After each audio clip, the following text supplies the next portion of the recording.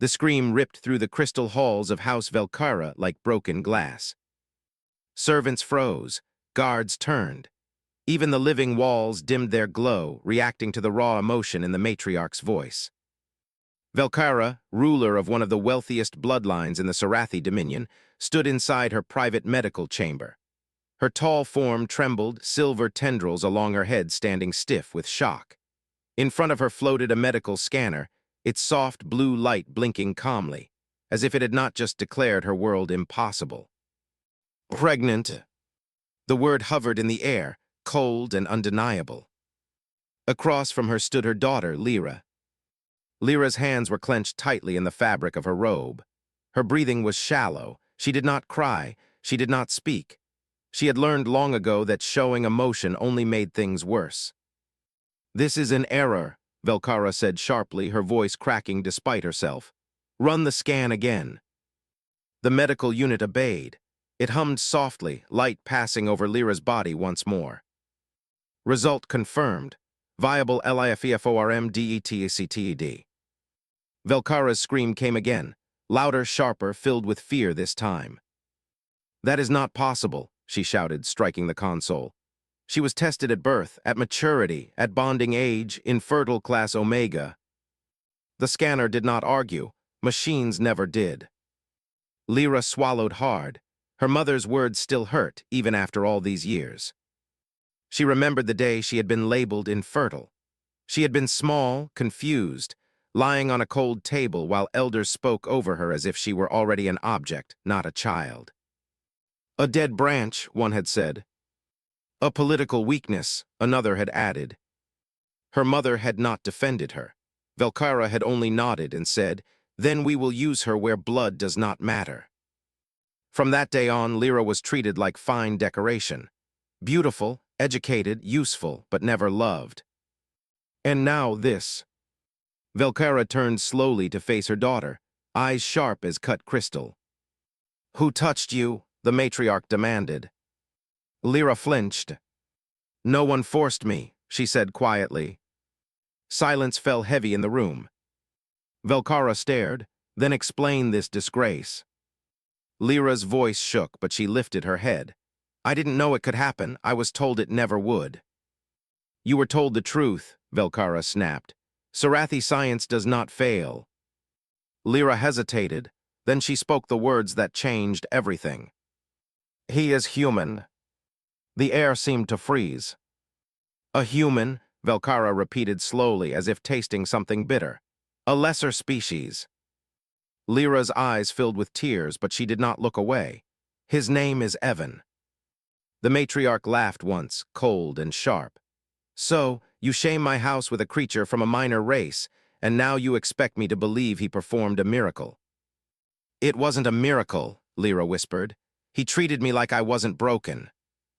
That word broken hung in the air. Velkara's expression faltered for just a moment. But the matriarch in her returned quickly. "This child cannot exist," she said flatly.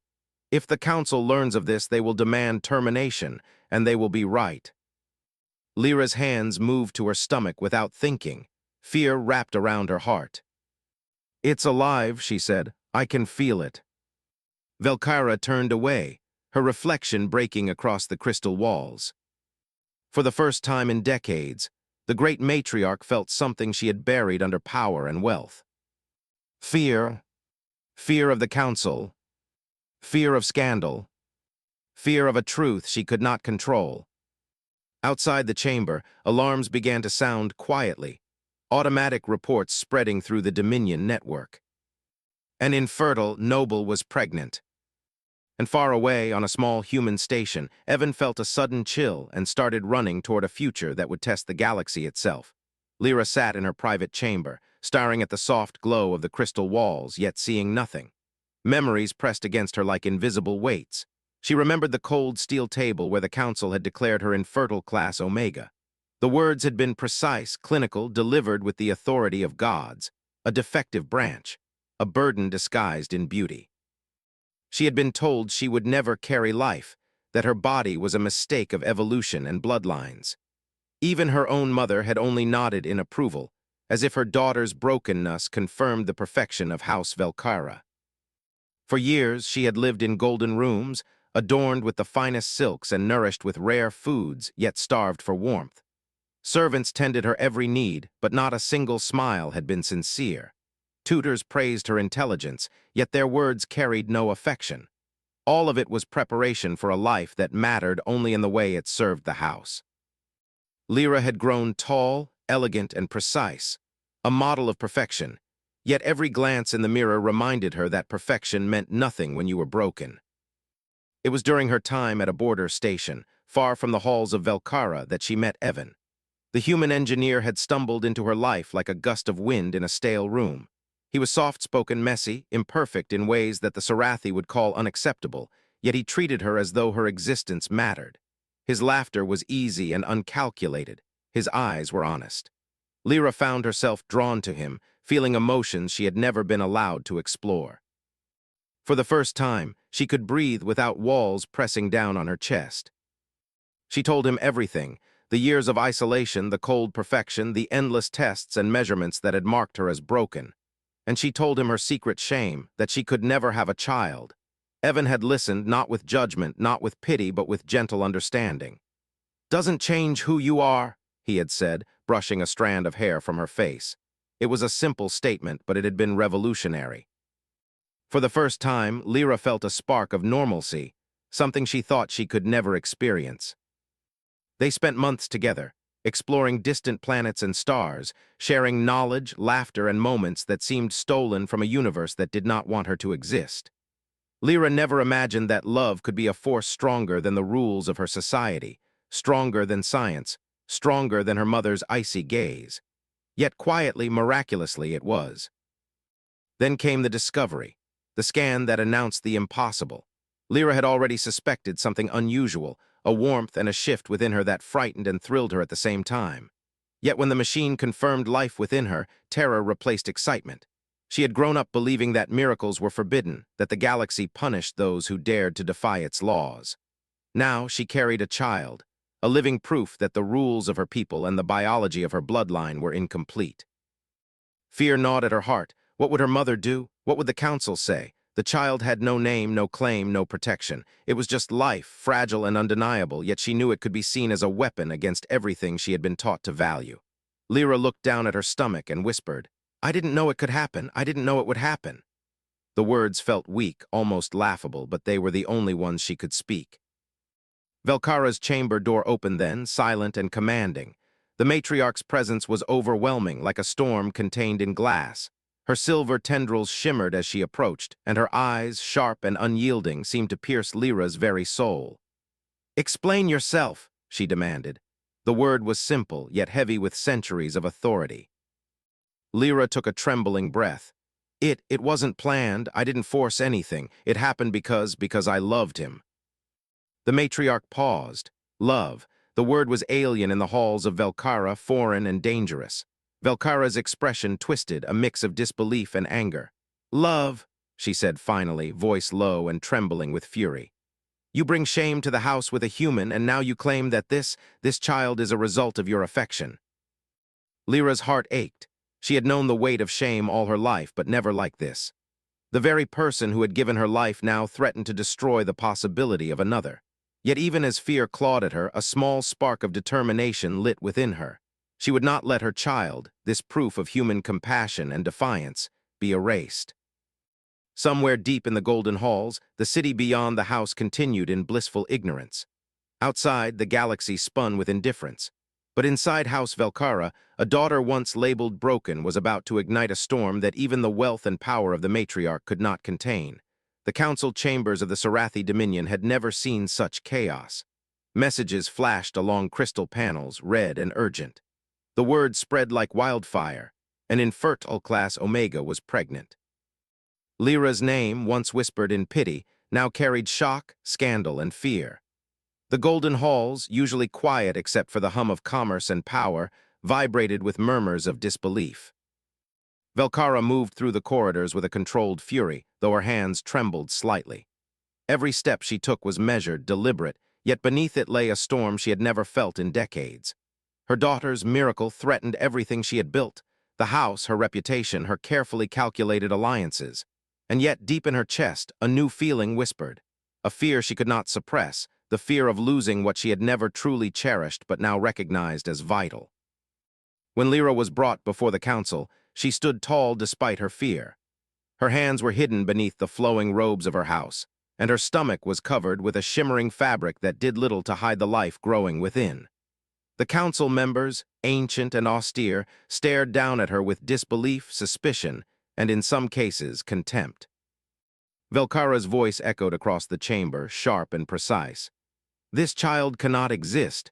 My daughter has been declared infertile by every test we administer. No law, no science, no tradition supports this. Explain this." Lyra's throat tightened. She wanted to shrink to hide, but she remembered Evan's words, "Humans do not give up on the broken, they protect what matters." Slowly, she lifted her gaze to meet her mother, and then the council's. "It is not an accident, it is not a disease, it is life. It grew because I loved someone, a human named Evan." The chamber erupted in murmurs, and some members barked in outrage. "A human?" one elder demanded. "You allow a lesser species to corrupt your bloodline." "It is not corruption," Lyra said, voice trembling but strong.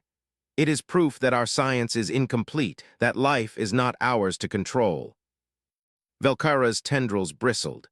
Her gaze, once calm and commanding, now burned with raw intensity. She stepped toward her daughter, her voice cutting through the chaos. "You dare bring an alien into our house and claim what?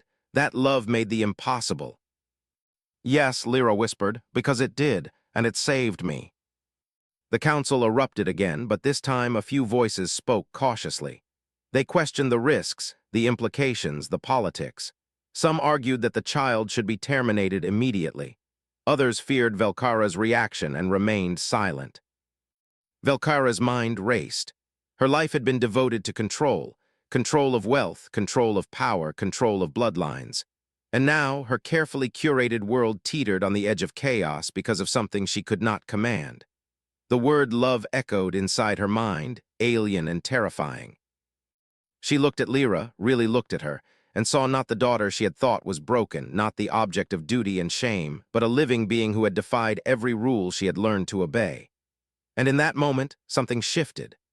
A small crack appeared in her icy armor, not enough to show to the council, but enough for her to feel a pulse of fear and something even stranger, pride. Outside the chamber, human allies had begun to arrive, drawn by messages Lyra had sent in secret. They were minor, weak by Sarathi standards, but their presence reminded the Matriarch of something she had buried. Not all strength comes from power or wealth. Some came from loyalty. Some came from compassion. Some came from love. Lyra's hands moved instinctively to her stomach again, a protective gesture. She could feel the child move, a tiny kick against the fear that surrounded them. And she knew somehow that the child was aware too. Life, stubborn and defiant, thrived even here, in a place that had always demanded obedience and perfection. Velkara inhaled sharply and raised her hand. The chamber fell silent. "Enough," she said. Her voice was steady now, colder, sharper.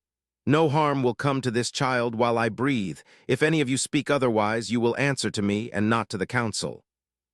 Murmurs filled the room again, but no one dared speak.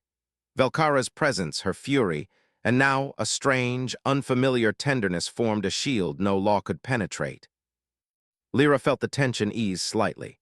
She did not know how long this peace would last, but for the first time, she believed she might survive the storm. And somewhere in the shadows of the chamber, Evan's human eyes would soon meet hers, bringing a reminder that even the smallest species could change the course of the galaxy. The impossible was here, and for now it was alive. The corridors of House Velkara hummed with tension. Every servant, every guard, every piece of crystal machinery seemed aware that the impossible had arrived. Lyra's secret had spread faster than fire across dry grass, and the council was ready to act. Termination had already been discussed. Protocols had been drafted.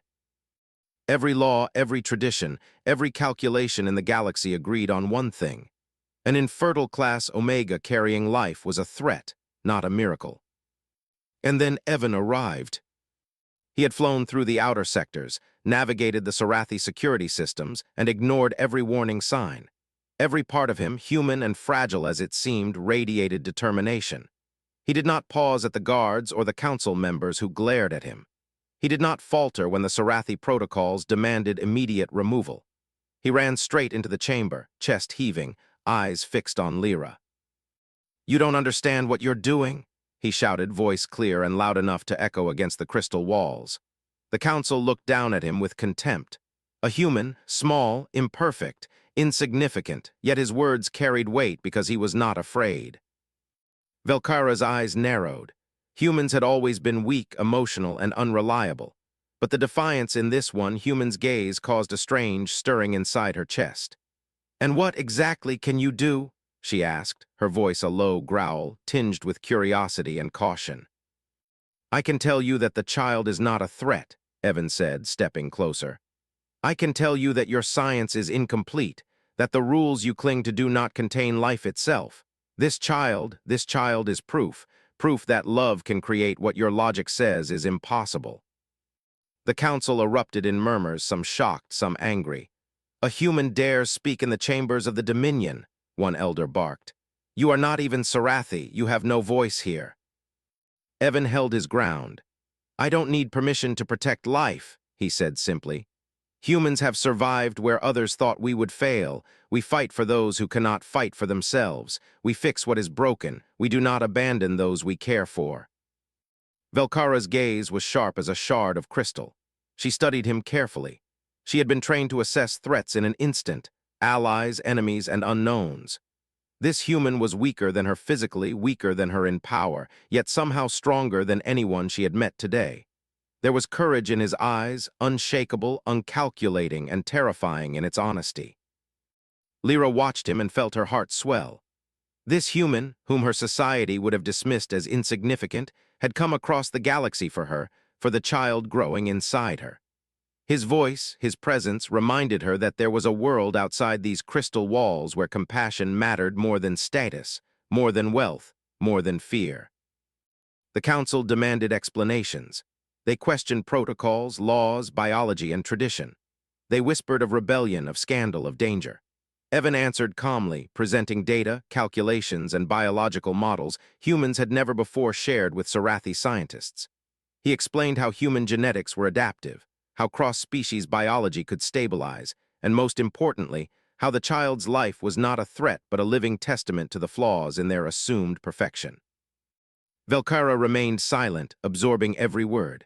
For decades, she had controlled every aspect of her house. Wealth, politics, bloodlines, laws, they all bent to her will. And yet this human, small and fragile, had pierced her armor without striking, without threat, only with presence and reason. Finally, she turned to the council, her voice echoing cold and commanding. "No harm will come to this child while I breathe," she said, each word deliberate, each one carrying the weight of centuries.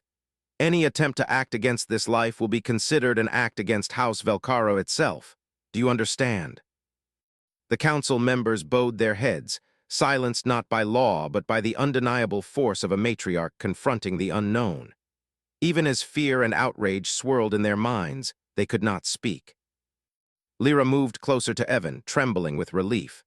She had feared this moment for weeks, feared the council's judgment, feared her mother's wrath. And yet here he stood, human, alive, defiant, shielding her and her child in a way no law or power could. Velkara looked at her daughter, then at the human who had crossed galaxies and felt something strange stir inside her. Respect, awe, perhaps even gratitude. This fragile creature had forced her to face what she had never considered, that strength does not always reside in wealth, in power, or in fear. Sometimes it comes from persistence, courage, and the unshakable desire to protect life itself. Outside the chamber, alarms and messages continued to flash. Across the galaxy, whispers of scandal and miracle would spread. But inside, in this room of crystal and history, humanity had made its stand. And for the first time, Lyra believed that her child's life was not only possible, it was protected. Velkara stood alone in her private chamber, the golden light of the crystal walls reflecting off her silver tendrils. Outside, the council waited. Inside, her daughter and the human who had changed everything were alive because of her silence. For decades, she had ruled with calculation, with power, with unshakable control over her house. Every decision had been precise, every move designed to protect her legacy. And now, for the first time, the choice before her was not about wealth or reputation. It was about life. She thought of the child inside Lyra, a tiny being that should not exist according to every rule she had ever known. The child was proof of imperfection, yet also proof of something Velkara had forgotten existed in her world. Possibility. Possibility without calculation, without control, without fear. She had always believed that rules were absolute, that science and tradition were the foundations of order. And now a child, born of love and courage, had shattered all of it. The council had grown impatient. Messages streamed in, some demanding immediate action, others subtly questioning her authority. She could feel the weight of their expectations pressing down like the heavy walls of her ancestors. If she acted wrongly, House Velkara could crumble. Her reputation, her power, even the future of her bloodline rested on a single decision. But she looked at Lyra, standing quietly beside Evan, hands resting protectively over the life that moved within her. Fear and defiance intertwined in her daughter's eyes, and Velkara felt a flicker of something she had not felt since she was young. Love. Not the strategic love of a ruler for her house, but the raw, human-like love that dared to put another's life above one's own status. She remembered her own youth, when she had been praised, feared, and respected, but never truly loved. She had molded Lyra into perfection, teaching her manners, science, and strategy, yet withholding warmth and care. Lyra had grown up thinking she was worthless, yet here she was, carrying life into a world that had denied her. And Velkara realized that all the rules, all the calculations, all the traditions could not measure the value of courage, of defiance, of love. Velkara inhaled sharply and called for the council to reconvene. The chamber filled with the soft hum of crystal machinery as she entered, her presence as commanding as ever. Every eye turned toward her, every whisper silenced by the weight of her authority. "My daughter carries life," she began, voice steady but charged with emotion. "A life that is unexpected, unplanned, and impossible, and yet it exists. It thrives. It proves that our science is incomplete, that our traditions are not absolute. And it proves that we, who believe ourselves masters of the galaxy, do not control all things." A murmur ran through the council. Some were shocked, others confused. Velkara raised a hand, silencing them all. "This child is not a threat," she continued. "It is proof of resilience, of determination, of courage. And I, as matriarch of House Velkara, choose to protect it.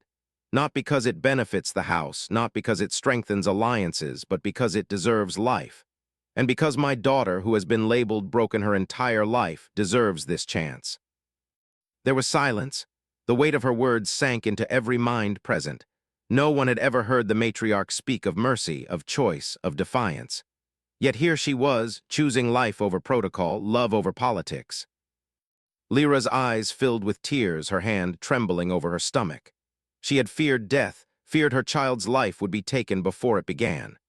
And now her mother, the woman who had molded, scolded, and sometimes terrified her, had chosen to stand between the galaxy and her child. Velkara looked at Evan, standing protectively beside Lyra, and for the first time she understood. Humans were fragile, imperfect, weak by Sarathi standards, yet they possessed a courage, a dedication, and an ability to protect life that her people had long forgotten. This human had traveled across the stars, defied laws, and risked everything for her daughter and the child. And for that, he had earned her respect. The decision was made, not for politics, not for reputation, not for gold or power, but for life itself. Velkara felt a weight lift from her chest, replaced with something strange and unfamiliar: hope. "Let it be known," she declared, her voice echoing in the crystal chamber. "That House Velkara protects life, no matter how unexpected. Any who oppose this will answer to me alone." The council bowed their heads, the air thick with shock, respect, and an unspoken realization that the matriarch's decision would reshape the Dominion forever. Lyra fell to her knees, crying quietly, tears of relief and disbelief. Evan knelt beside her, holding her hands, and for the first time, Lyra felt the warmth of protection surrounding her. Velkara watched them, her heart heavy yet light, understanding that the rules of the galaxy had shifted, not by law, not by science, but by choice. She had chosen life, and in that choice, the foundations of her house, and perhaps the Dominion itself, would never be the same again. The halls of House Velcara were silent that night, but the crystal walls seemed to hum with anticipation. Inside the birthing chamber, soft lights glimmered over flowing silks, and every surface reflected the tension and hope that filled the room. Lyra lay on a bed designed for comfort, her body trembling as waves of pain and wonder moved through her. Evan stayed close, his hand clasping hers, grounding her in a way the Sarathi halls never had. Velcara stood at the edge of the chamber, her silver tendrils lowered in thought. She had watched life come into her house many times before, yet never like this. This birth was forbidden, impossible, defying every rule she had lived by. And yet here they were, a daughter, a human, and a child that belonged to both, yet fully to no one society had ever recognized. The first cries came soft and tentative. Lyra gasped, her tears mingling with sweat, and instinctively reached for the small bundle now held by the attending medics. The child's skin shimmered faintly, a mix of Sarathi and human traits, soft and warm. Life pulsed in the tiny body, stubborn and miraculous. Evan's eyes filled with tears. He bent down, brushing his hand over the child's head, whispering, "You're alive, you made it." His voice carried relief, awe, and a protective love that Lyra had seen in no other being. Lyra leaned forward, touching the child's tiny hand, feeling the impossible against her palm. Her heart swelled with emotion, a mixture of fear, love, and triumph. This small life had not only survived the impossibility of her own body, but had also survived the walls of tradition, the weight of politics, and the doubts of those around them. Velcara took a step closer, her usual icy demeanor softened by the sight before her. For decades, she had valued control above all else, but as she observed her daughter cradling the child, she understood something new. Strength was not measured by power, wealth, or fear. It was measured by courage, by the willingness to protect life, even when it defied every expectation. The attendants whispered words of congratulations, but Velcara paid little attention.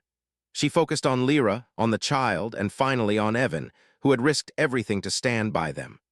The matriarch realized that the galaxy might judge her for allowing this life to exist, but that judgment could not compare to the joy, the love, and the courage contained in this room. Lyra looked up at her mother, eyes wet but shining.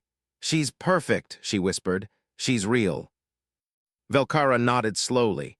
"And she will live," she said, voice steady, more confident than it had been in years. "As long as I breathe, no harm will come to her." Evan smiled faintly, brushing a loose strand of hair from Lyra's face. "We made it," he said simply, his voice thick with emotion. "She's here, she's alive." The child stirred, tiny fingers curling around Lyra's hand, as if acknowledging the promise of protection surrounding her. For the first time, Lyra felt the warmth of safety she had always longed for, a rare comfort that stretched beyond her own body to encompass her daughter, her lover, and even her mother. Velcara stepped closer, extending her own hand. Hesitant at first, she allowed Lyra to place the child in her arms. The child's eyes opened, dark and luminous, meeting the matriarch's gaze. For a moment, time seemed to stop. Velcara felt the unthinkable, love, fragile yet immense, connecting 3 generations in a way her traditions had never allowed.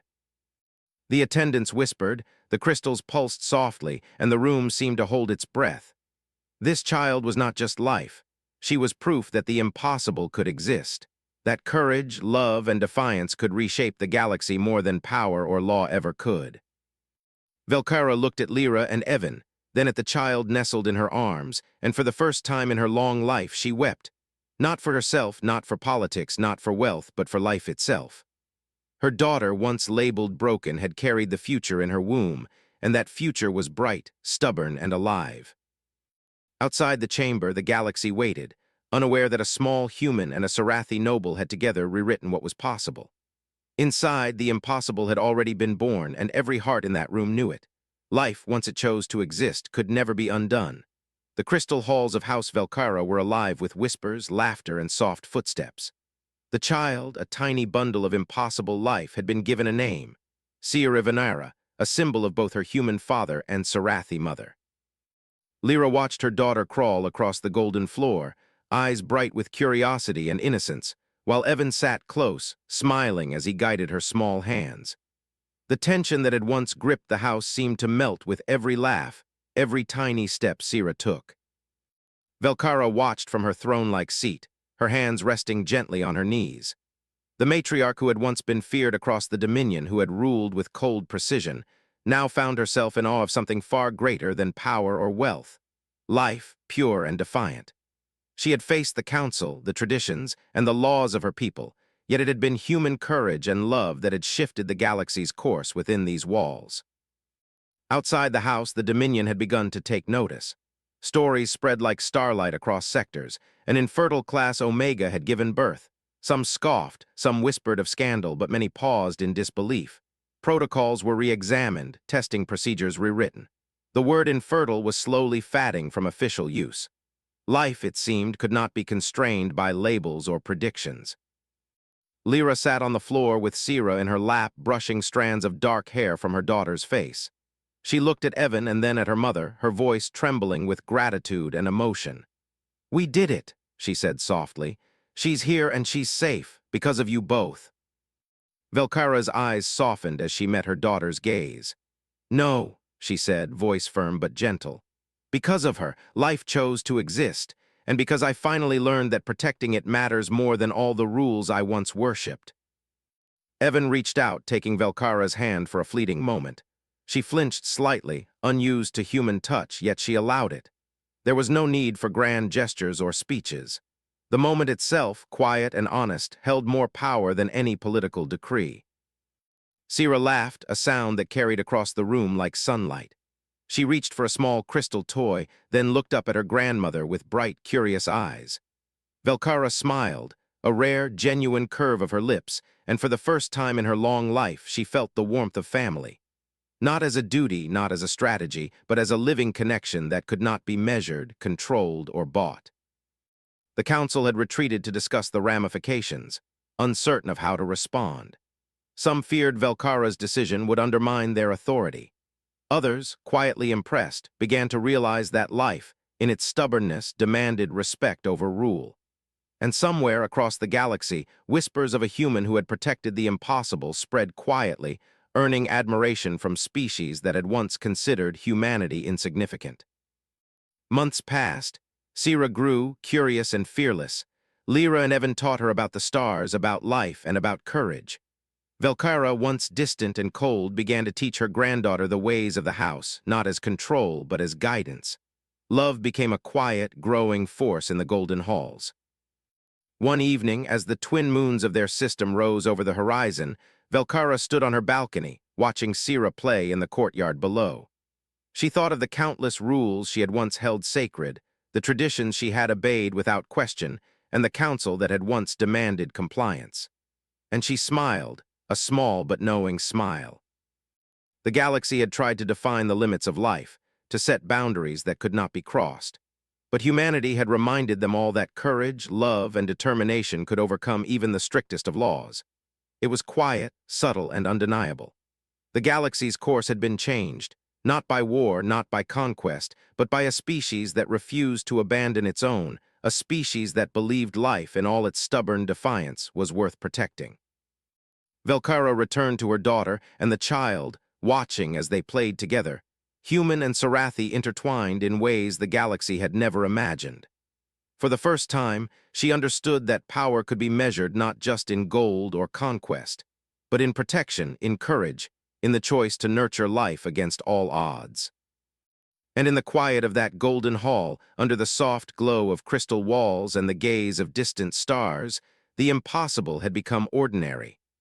The child laughed again, reaching for her mother, and Velkara knew. The future had begun, and it was bright.